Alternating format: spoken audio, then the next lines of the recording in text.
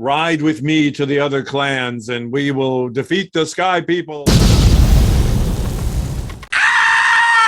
You can't start the car. Johnny has the keys.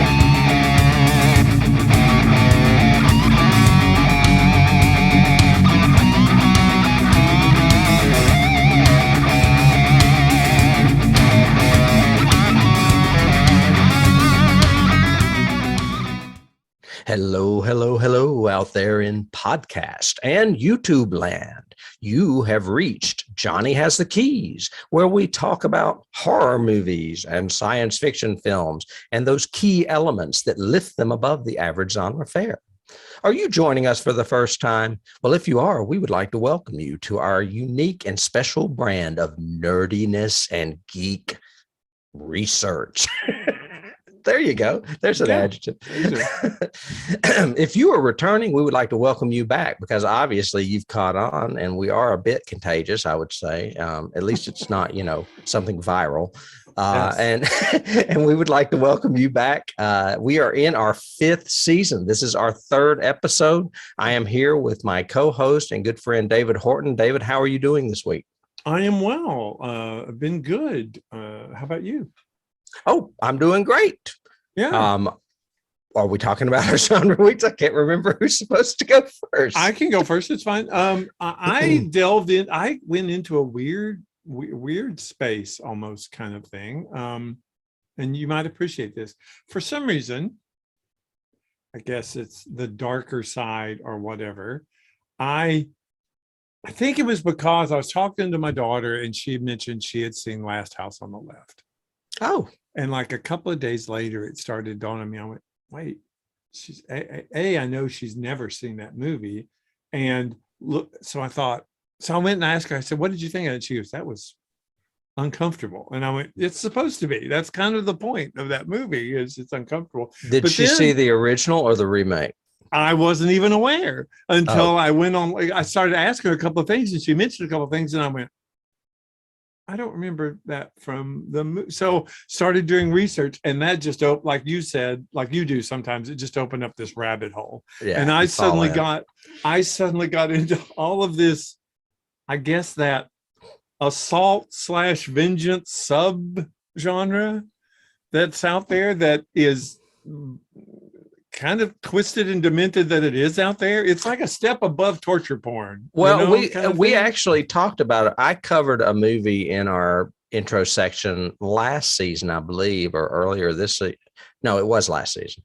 That was an Australian movie that you had seen. That was a vengeance. Yeah, it's called Revenge. And I would say that falls in that category too. Oh yeah. Yeah. And so that kind of led to this whole thing. So I started looking up, the tenets of the genre and what makes it this subgenre and what do people think? And I've been into some YouTube reviews and but title movies like, of course, Last House on the Left, The Hills Have Eyes. I Spit on Your Grave is probably the most. Do you know there are 6 of those movies? 6. What are they called? I Spit on Your Grave in Detroit. Spit on Your Grave. I Spit on Your Grave. I Spit on Your Grave 2. I Spit on Your Grave. Deja Vu is one of them.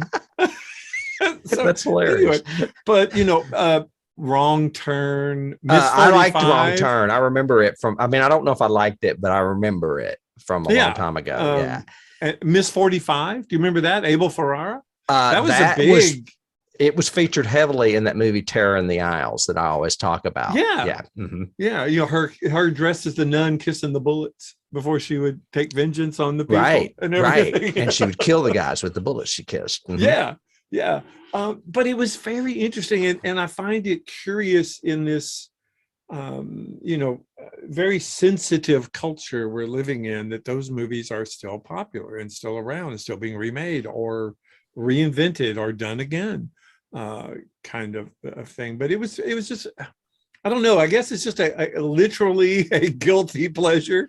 I would equate it with like, what do they call it?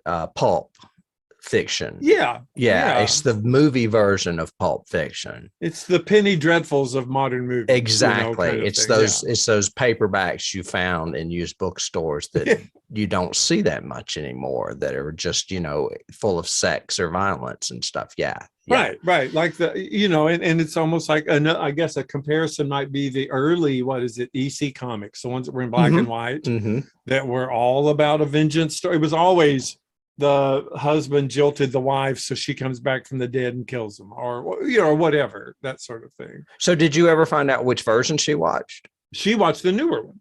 Okay. That's why I didn't recognize it, because I'd never seen it. Well, I don't remember it as well as I do the original, but I do remember the stars because it had Garrett Dillahunt and Aaron Paul in it before I knew who they were. I mean, it was like long before Breaking Bad or, Fear the Walking Dead or anything else Garrett Dillahunt did.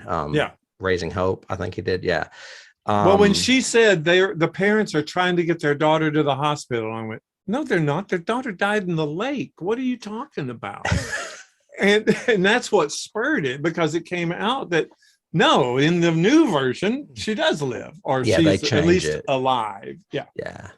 But yeah, Aaron Paul's in, and then I looked, the remake of The Hills Has Eyes has like Kathleen Quinlan and Ted Levine and all these big people. And I went, you did The Hills Have Eyes? Yeah. Really? Yeah. Ted Levine, that's Jamie Gumb from Silence of the Lambs. Yes. Awesome. he's the dad, the big gun wielding God loves America gun guy. Hilarious. Yeah. Now you're making me want to go back and watch all these movies. Well, it's so interesting that the subtext theming underneath it of this, how far will you go, like Straw Dogs kind of thing. How far will the pacifist or the more culturally, societally insulated person go when he's threatened? Until he turns into what he's up against. Until it's Lord of the Flies, sort of thing. I love stories like that. Those are like bedtime stories to me. Well, it reminded me, shameless plug, it reminded me of your book. How far will he go to survive? Yeah. And what's he willing to struggle through? Honestly, and people will get tired of me because I beat it over their heads. But, The Walking Dead, which to me has always been fantastic. Fuck anybody that doesn't like it. It's the same way with Rick. It's like, how far and how primitive will Rick become to protect his clan? Yeah. And at one point, he literally bites a guy's neck himself and rips his jugular out, because he has nothing else to do before the guy's going to kill him. Spoiler.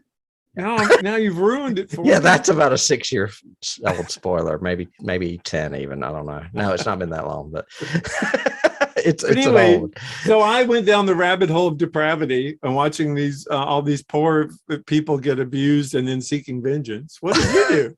Well, funny that you mentioned it, but I went back in time to a little ditty from 1968 called Witchfinder General. I've never heard of it. Yes, you have. Yeah, I have, because he plays, it's Vincent Price. And it's Vincent Price. He's like an inquisitor or something, right? Isn't he like a Salem witch trial? Yeah, he goes around accusing people he doesn't like of witchcraft and killing them, basically.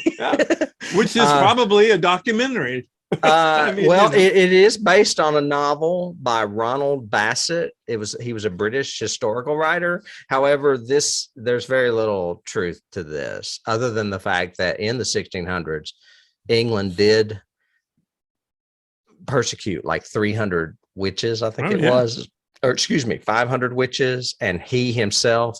I can't think of the character's name he plays at the moment. Oh, well, it's lost me. It's left me. No, he works for Cromwell, but he's not Cromwell. His name is something else. Anyway, he did in real life kill like 300 witches. So he is responsible for like 2/3 of the real amount of people that were persecuted in England in the 1600s. But that's the only thing that's somewhat factual. The rest of this is all fabricated. You'll notice that there's a poster behind me besides Witchfinder General. This was known as the Conqueror Worm in the United States. Do you know why that is? No, I do not. But I think I saw it under that title. You probably did, because Yep. it was an AIP picture, American International Picture.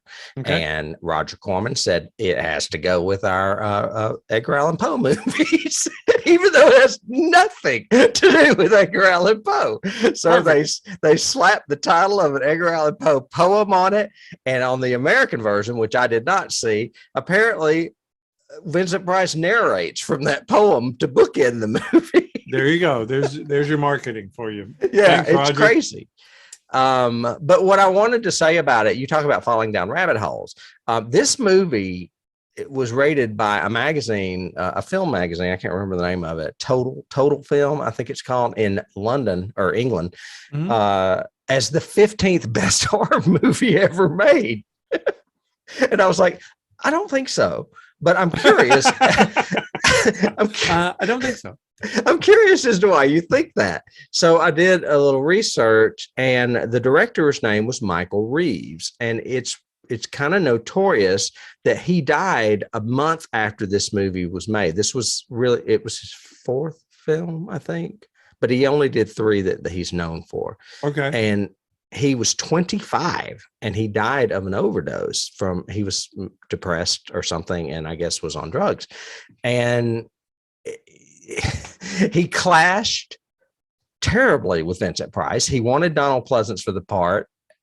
Vincent Price is what they said you have, because this is an AIP picture. And he did not like Vincent Price. He said he got into fights with him for overplaying. And Vincent Price eventually forgave him, even though they fought the whole time, because it was one of his better performances. And it was because he was more restrained in this movie. But the guy also directed a movie before this called She Beast with Barbara Steele that also got high ratings, and a movie called Sorcerer with Boris Karloff, which I have on our list because it gets 100 on Rotten Tomatoes. The other 2 got like somewhere in the 80s. So this Michael Reeves director is really held to some esteem in at least England. Okay. But it is very much like when we watched The Wicker Man. It's a victim of its time. Even though it's a period piece set in the 1600s, it was filmed in the late 60s, and it just has that music and that kind of weirdness about it that screams late 60s. You know what I mean? Yeah. Oh, yeah. But it is definitely horrific. I mean, there's all kinds of brutal witch murders in it. And I mean, he's basically just a prissy little man riding around killing people he doesn't like, Burn them at the stake. Yeah, exactly. There's a burning, there's a hanging, there's a drowning. I mean, there's all that stuff in it. So one of the reasons I picked this to watch is because when I watched that folk horror documentary on Shudder several months back, this was held up as like one of the top folk horror movies, like top 3, top 5, what have you, with Blood on Satan's Claw and The Wicker Man and some other ones. So I felt like I needed to see this. So yeah, that would make sense. So that's where I went this week, diving into AIP horror. Into some violence this week. It was good. It could be because of what we're about to review, or what we're about to discuss, that we were so. Well, it's an old movie too. We're talking old movies today, apparently. True. So we are about to go into the sci-fi world. And we're going to discuss a little film that came out in, let me get my notes so I make sure I can do this correctly. 1957. I couldn't remember if it was 57 or 56. 57, directed by Nathan Joran. We've covered him before. We have 20 Million Miles to Earth, where we are introduced to the Ymir, which is not ever said in the movie at all, but everything you research on it says that that's the name of the creature, because that's what it was named in the screenplay. However, the bit of trivia I learned was that Ray Harryhausen was concerned that it would be confused with Emir, which that's what I thought it was pronounced. I've always said Ymir just because of the Y. Right. But even if it was Emir, it would not be good, because people would confuse it with Emir, which is, a role in Middle Eastern culture. So he didn't want I didn't know that. anybody to Okay. think that they were saying anything bad about Middle Eastern culture, sort of thing. This brief synopsis, basically the quiet fishing town in Sicily is interrupted by the crash landing of a spacecraft. Fishermen go there, they rescue two men, one who which survives, and a young boy fisherman also pulls a capsule out, a small tube capsule that contains a gelatinous mass that then grows and becomes a creature. Larva. It becomes a creature that they have to hunt down and eventually kill because it's gone on a rampage. And that's literally it. It's a very easy plot. The script is about 4 pages long for this movie. Had you seen this movie before? I assume you had. I have not. I had never seen this movie before. Wait, so we're in Deadly Mantis territory. Oh, man. No, I love this movie. I went on a tear last year with Ray Harryhausen movies, but this wasn't available at the time. I watched mostly Sinbad movies and movies that were more fantasy than horror. This was the movie before he switched to that. This was the last of the monster movies he did, and then he went into all the fantasy films. Yeah. So all the Sinbads, Clash of the Titans, all of that. Mm-hmm. So you hadn't seen it before. What did you think, Tim, of 20,000? Oh my God, I love this movie. I thought it was hilarious. I was watching it and just absolutely reliving my childhood. Yes. Thinking, why have I never seen this? You're right. It's directed by the same guy that did the Deadly Mantis, which we have seen and has the same star. It does. It has the same star, Mr. Hopper, and it's very similar in approach, I guess you would say, to the Deadly Mantis. But Ray Harryhausen lifts this film into the stratosphere as far as greatness. I mean, there is so much better stuff in this movie than in the Mantis movie. Plus the clip or the cut I saw was beautiful. It was very crisp and clean. I had seen this movie about 15 times. I watched it all the time on Shock Theater. It was one of those that when it came on, I had to watch it. It actually, the gelatinous mass carrying it around creepy thing bothered me and always kind of imprinted on me as a kid. Mm-hmm. And of course, I've always been fascinated with Harryhausen. Everything he's ever done has just been amazing to me. And this was, I think this was the first one that they actually mentioned dynamation, which became his term for what his style of stop animation and rear projection behind it and composite shots and all that, which this one has some incredible special effects for the time. But it seems to me, I mean, comparing the two, to me, I prefer Deadly Mantis because I think it's a little bit scarier. It's creepier. I love the dialogue in it a lot more. Oh yeah. I think this one is much more of a. It's an indulgence piece for Harryhausen. I mean, even down to the fact that they changed the entire script to make it Rome because he had never been to Rome and wanted to go on vacation. I love that. They shot it there. But without Harryhausen's effects, this movie would be terrible, I think. Oh, yes, it would be. It would not be good. Yeah, no, when your entire cast can be upstaged by a 9-year-old Italian kid, then, you got to worry about your script a little bit. Pepe. Something happened. Yeah, Pepe. We always remember his name. We know him.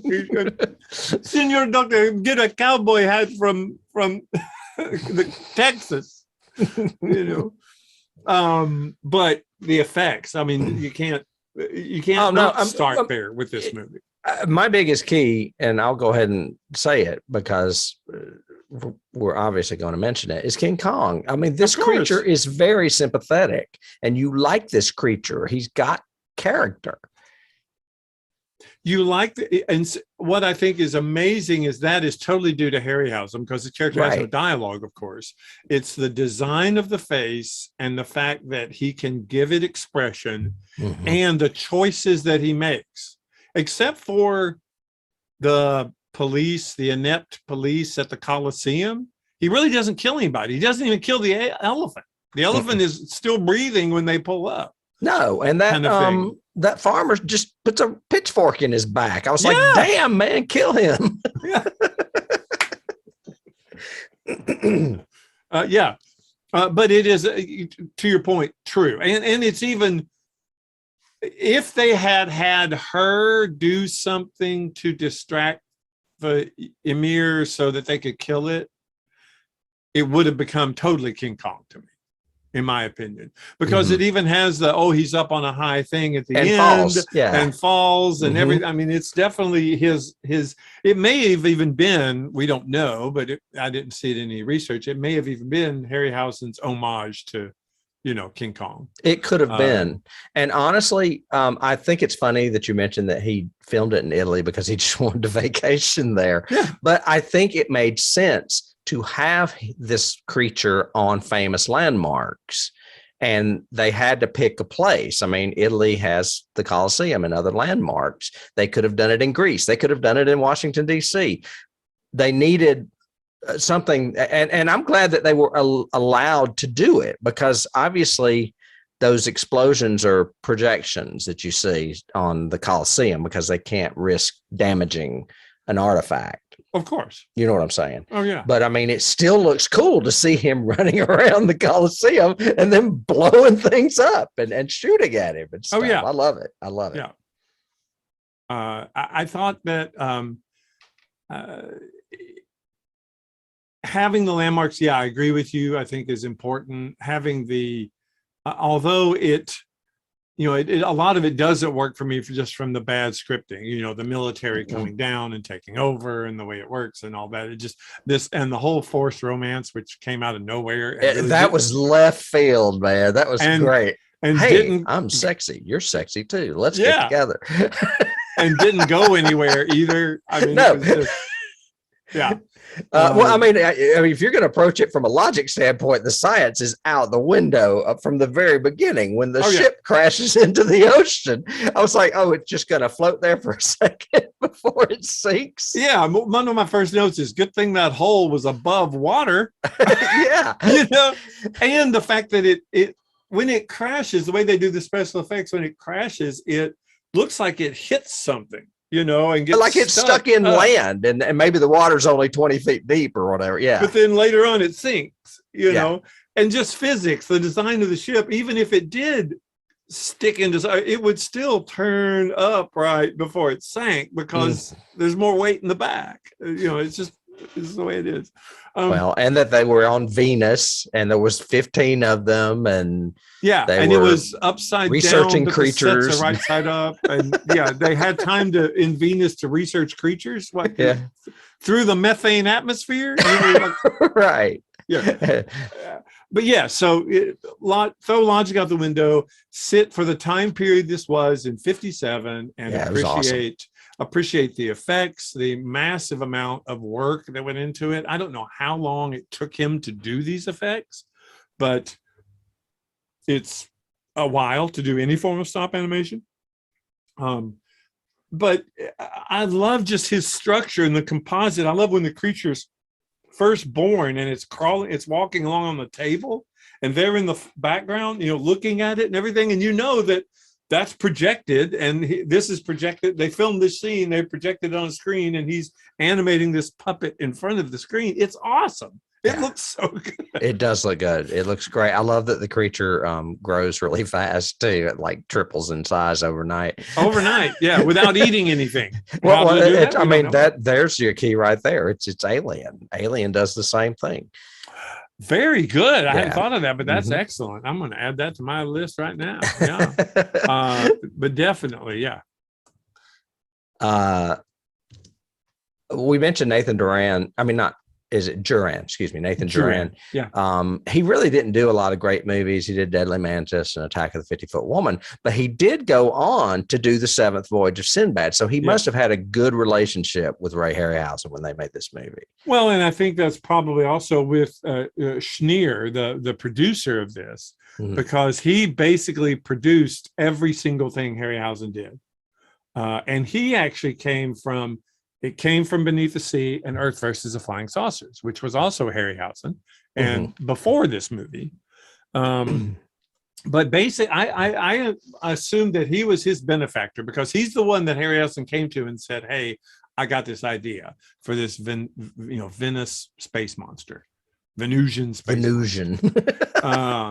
So they obviously had a relationship. Duran had a relationship with him, of course, and more power to him. I love all of Harryhausen's movies. I can watch Sinbad. I can watch, all of them. Right. You mentioned the producer. The writers were Robert Creighton Williams, Christopher Knopf, Charlotte Knight, and Ray Harryhausen.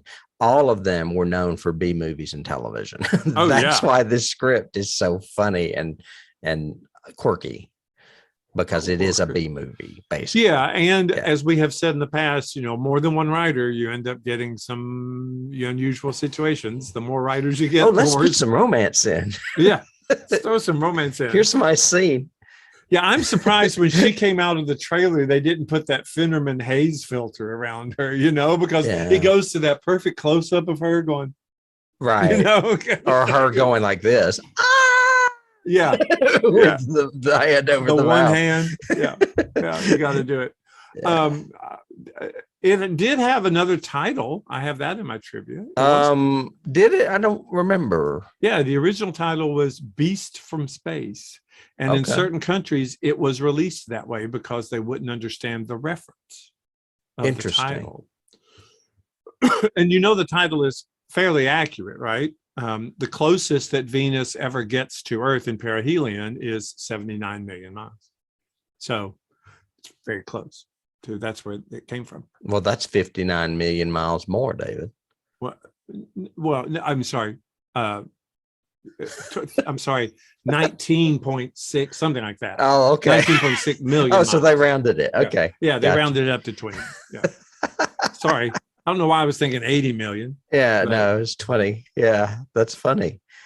You mentioned the crossover as far as productions with, what was the producer's name again? Schneer. His last name was Schneer. Okay, and Harryhausen and Nathan Duran. Well, there was crossover with the cast as well. I don't have a lot on casting today because, like I said, most of these guys were B-movie actors. But I will say that William Hopper, William Hopper, Joan Taylor, John Zaremba. Yep. No, wait a minute. Whoa. I'm getting ahead of myself. Excuse me. Not William Hopper. Joan Taylor, John Zaremba, and Thomas Brown Henry were all in Earth versus the Flying Saucers. Yep. So we had crossover there. William Hopper's crossover was, of course, with the Deadly Mantis. Yes. I did do a little research on Mr. Hopper since I did not have a lot of info on these actors, and I got some juicy gossip on him. Do you know what I'm going to say? I know who his mother was, speaking of gossip. She was. Juicy gossip. William Hopper is the son of actress turned gossip columnist Hedda Hopper. Yep. And DeWolf Hopper Sr. I did not know that. I went looking thinking this guy's going to be Dennis Hopper's grandfather or father. And I did not know it would be Hedda Hopper instead. Yeah. Interesting. He is only known mainly for being in Perry Mason. He apparently had a prominent role on Perry Mason, as well as these B movies we've mentioned, The Deadly Mantis. He was in The Bad Seed, which is another one that is on our list we have not covered yet. And then he was also a bit part in Rebel Without a Cause. He played Judy, Natalie Wood's father. Did you know that? I did not. Yeah. So he got around. He worked. I mean, he was a working actor. He did what he could to make. Well, he was in Perry Mason forever. How many years was that? I mean, that's how I first knew him. As soon as I recognized him, that's the guy from Deadly Mantis. But that's pretty much all I have cast wise. And unfortunately, this movie didn't win any awards, and it is not on the list of 1001 movies you must see before you die. Did you mention that Thomas Brown Henry also was in Earth versus the Flying Saucer? I did. Okay. I did. He, John Zaremba, and Joan Taylor, all three were in that. And I thought he was really good as the colonel. He had the terrible lines of, I just want to tell you all that this was a spaceship from Venus. They go, Venus? No, Venus. The planet Venus? Yes, the planet Venus. I have to admit, a lot of the acting cracked me up in this movie. Oh my God. It is. I especially loved the Italian people finding the flying saucer and going in. All that stuff I loved at the beginning. Oh, yeah. The fishermen. The fishermen were great. And going in and no, don't go in there. And then he's going to go back and rescue them. You know, they rescued 2, and then he says, y'all go on, I'm going to go back in. And they're like, no, you'll get killed or whatever. And he doesn't get like 10 feet before the ship starts sinking, and he dives out, you know. Yeah, never mind, I'm out of here. Never mind, not doing that. Not today. Oh, funny stuff. And then they did have one practical effect that I hadn't noticed before, even though, like I said, I've seen this movie like a dozen times, which is the arm of the Ymir. Actually, they built a full-scale mock-up, because when it first grows and she's tucking in the thing, he reaches out and grabs her arm. Mm-hmm. And it's a real practical arm. And I thought, okay, that's not stop animation. That's good. Yeah. The way they again, it's just his composite all the way through. There are times when you see other stop animation films and they've tried to do the effects that Harryhausen does, and it doesn't work, doesn't blend together very well. Black and white helps because they could really control lighting and texture and all of that. When you get into color composites, it gets harder. That's why think of Caliban in Clash of the Titans. He stands out from the background because the color doesn't match on him that matches in the background. And so it looks like he's not part of the scene almost. Whereas all of these, Caliban was the almost the centaur Cyclops creature. Oh, but he had a horse's body. Yes. Yeah, I do remember that. Okay. Yeah. I get them all confused. There's one that's like a giant bronze man statue in one of those Sinbad movies, and there's also a Cyclops in one. They have to pull the thing out of his ankle to pour out the sand. I remember that. Yeah, right. See, I watched all of these last year. A ton of them were on Turner Movie Classics. Some I had never even seen. One was like Gulliver's Travels, and one was some kind of fairy tale story. I couldn't remember. Isn't there one where it's like he fights Kali? He fights a multi-sword woman, snake woman? I did not watch that one, but I have seen that one. I can't remember which Sinbad it is, but it's a Sinbad, I'm pretty sure. And of course the skeleton fight. You know, Harryhausen will always be known for the skeleton fight in Jason and the Argonauts. Yes, that one I did watch. Yes, for sure. But it's like you said, even the pictures you got behind you, the design of this creature is very unique, with its kind of the face is so expressive, but it looks almost like it has a mustache. You know, it does. It looks like it has a handlebar mustache. Yeah, coming down. And that picture above me is an expression you would have seen on King Kong. The wide-eyed screaming teeth. Like, what the fuck's going on? Leave me alone. Why are you shooting at me?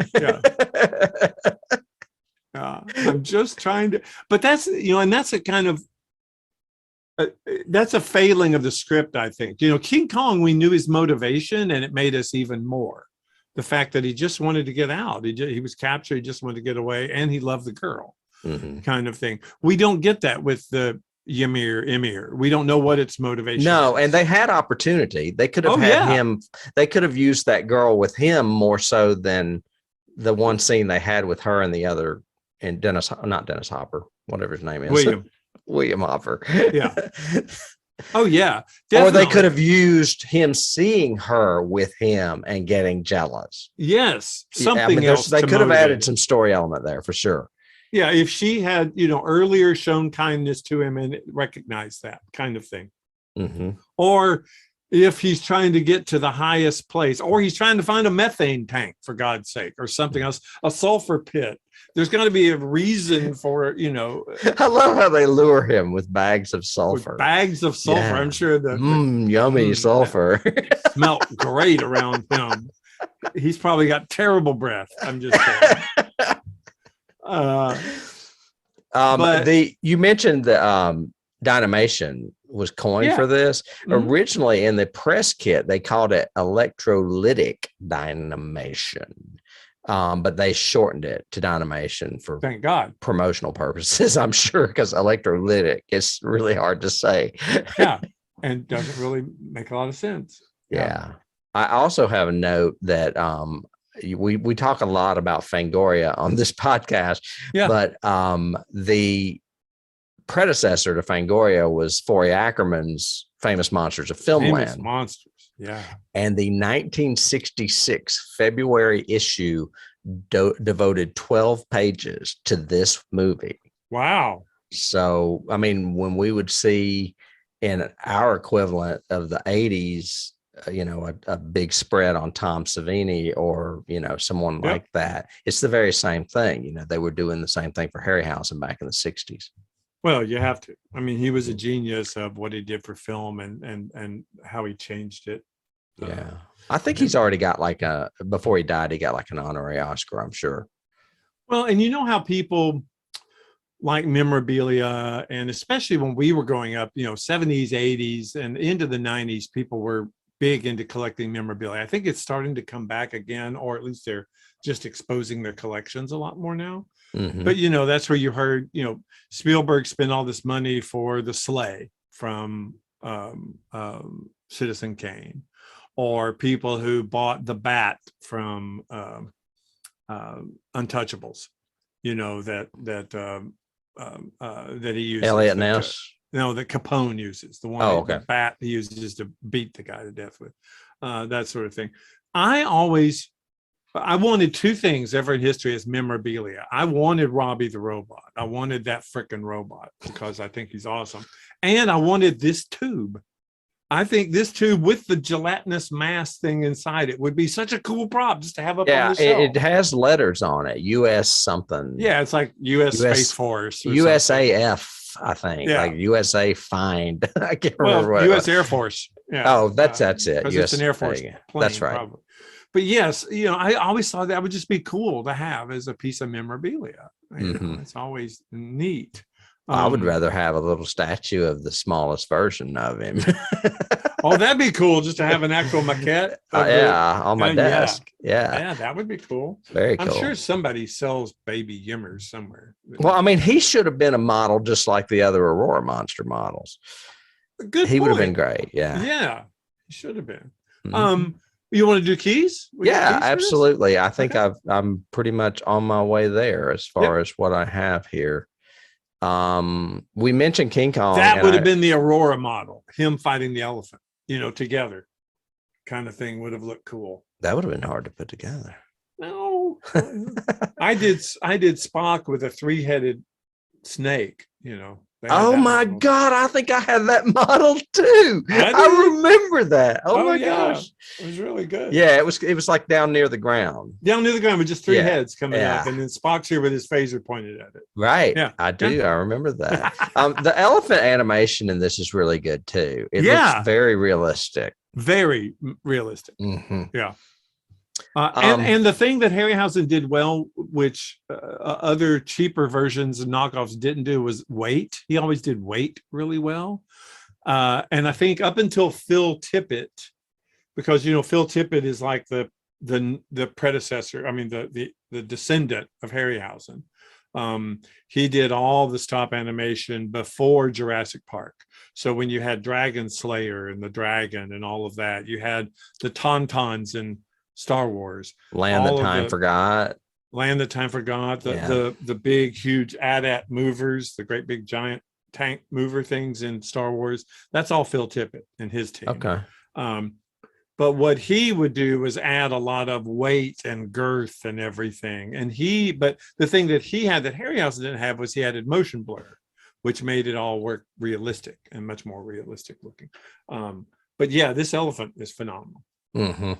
Mm-hmm. A lot of these, those two that I came up with earlier, King Kong and Alien, were from me. Some of these I've got from IMDb. This one I absolutely love because when I grew up, I was a huge Kiss fan.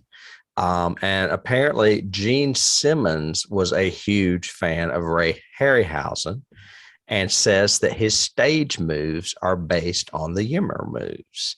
And I was trying to think of what he meant. And then I realized that he lifts his knees really high when he walks. Yeah, And he does that. yeah, and Gene Simmons does that in those giant platform boots that he does. That makes sense. So he basically modeled his demonic moves on stage after the humor in this movie. Wow. Yeah. That's a good one. Yeah. I have Deadly Mantis just because of all the associations that it has with it. I Mhm. have 20,000 Leagues just because they said that's the depth that the ship went to. And I went, really? I laughed Really? so 20,000 hard. Leagues? That was really, that was now so we're forced. we're trying to reference Jules Verne. Really? Okay. I have the Blob because I think, when it's sitting on the table and they're poking at it, and there's something about that creeps me out. I keep mentioning it, but because I wouldn't do that. Because it looks like a larva, and maggots creep me out. It looks like a giant maggot. Don't poke it. That's not a good idea. But it reminded me of the Blob, how the guy finds it and pokes it, and then it ups the stick onto his hand. Right. Yeah. Right. And you mentioned Deadly Mantis because of the director, but I mean, I didn't mention the movies because technically it's like doing a zombie film. All zombie films count. Well, this is kind of like all big monster movies count. Yep. I mean, you could easily say Them or King Kong or Godzilla, any of those. Mm-hmm. Yeah. Yeah. All of them have it's just, how do you frame the creature and what the creature's motivations are? Mm-hmm. And I think they kind of faltered in this one a little bit because they, like we said, they didn't really do that, but all of them fall into that same kind of formulaic storytelling, I think.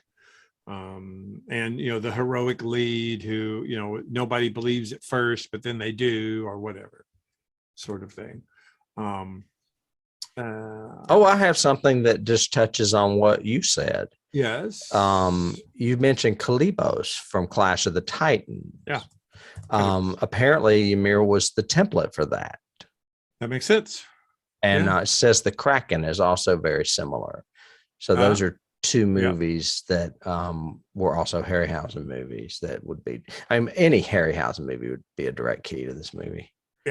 Yeah. I have The Day the Earth Stood Still, my favorite science fiction movie, just because at the very beginning of this, the sound effect they use is the same sound effect as really? The ship landing in Washington, D.C. And the way it cuts to all, like you said, all that beginning part where it cuts to all the fishermen looking up and pointing and, everything else. That's very reminiscent of Day the Earth Stood Still. That makes sense. That makes sense because it's like in this case, it's a crash landing, but it's definitely another ship coming out. Because at first we don't know that it's a U.S. ship. We think it's a spaceship. Yeah, just a spaceship entering Earth's atmosphere. Yeah, sort of thing. Yeah. What did you think about all that? That the whole space operation was covert. It's like, why are they hiding it? Well, you just inspired me. That kind of reminds. It's kind of like Contact. Where they hide the whole second sphere and everything from everybody because there'd be too much too much controversy. So it's that kind of thing as well. And it is contact with an alien species too. Again, I would love to have seen that fleshed out more. This would be one that I could see somebody reimagining the story and telling it in a better, stronger way. Guillermo del Toro. Yeah, he could. He's good. He's good with monsters. Yeah, so he's great with love stories and monsters too. Love stories and monsters. There you go. Funny. Again, it's a wasted opportunity that they should have done. Yeah. Good. I only have one other that I yanked from IMDb because I found it just hilarious. The fountain you see in this movie is the same fountain from the Friends show of the 90s. Oh, yeah. I hadn't thought of that, but that makes sense. Yes. I was like, are you kidding me? Or am I going to hear that song over and over in my head for the next 2 days now? No, just intercut it with scenes of the Ymir fighting the elephant. Yeah, there you go. And just make sure to superimpose. And you only see it in like one shot, but it's there and it's running. And it's like, there's that fountain 30 years earlier. And the trivia thing I read too was that they did use the noises and the growls and screams that the Ymir makes are elephants, just sped up. Yeah, they're like augmented. Yeah. Sped up. I read that too. Yeah. Interesting. That's all I've got on this one. I know it's a short. Whenever we do these short movies, we don't have as much material. It's kind of terrible, but I mean, there needs to be more talked about this movie, I guess. Well, what I did love, I guess, in it too is researching it. So many people saying, "I love this movie," or "You've got to watch this movie," or "Yeah, the story may not be great, but you've got to watch it just for the effects and everything else," and the fact that it still has this place in history. It's not like other movies that fall by the wayside that you think, wow, why aren't people appreciating that? Because they do seem to appreciate this. I mean, I didn't read it, but I think it had a high rating in Rotten Tomatoes. So, it did. It did. So. At least in the 80s, maybe even more. I mentioned Witchfinder General at the beginning of this podcast, and both of these movies, I watched close together. Both of these movies said, forget what you're watching and just fall into it. For this one, they're saying forget the science, just fall in love with the monster stuff. In Witchfinder, they say forget that it's a 60s movie, just watch it for a horror movie. Yeah. And that's what you do. You let yourself go. Sometimes you get bogged down with these details like Avatar. Yeah, we do. But you just have to let art flow over you, as William Hurt says in The Big Chill. Yeah. Well, I think that's going to do it for our conversation about 20 million miles to Earth. Unless you had, look, David's in color now. Come back to the 21st century. There you go. I could do that as well, and I could show you that poster is in color. Well, that's one trivia we missed. Harryhausen did work on a colorized version of this. There is a colorized version. Was it back when Turner was doing all that stuff in the 80s or 90s? Yeah. Yep. Okay. Interesting. Yeah, he did supervise a colorized version of this. I have never seen it, nor do I want to. No, I just don't care about them. Nope, not at all. Well, we do care about you, and we are glad that you joined us today for 20 million miles to Earth, our third episode. We would like to thank you for supporting us. If you are watching us on YouTube, please reach down and hit that little subscribe button. It helps us tremendously. Costs you absolutely nothing. There are extra shows if you would like to see more of us over on Patreon, a few free ones, and some subscription-based content if you like Star Trek or the X-Files. And we will be coming back at you next Monday as usual, and it will be with a double feature this time. So it's good we're short this week, because next week will be longer, probably. Doing 2 movies. And we tend to run long usually anyway. So it's good to have a short one. We'll give you guys a break for today, and we'll see you next week, David. All right, see you too. All right, bye.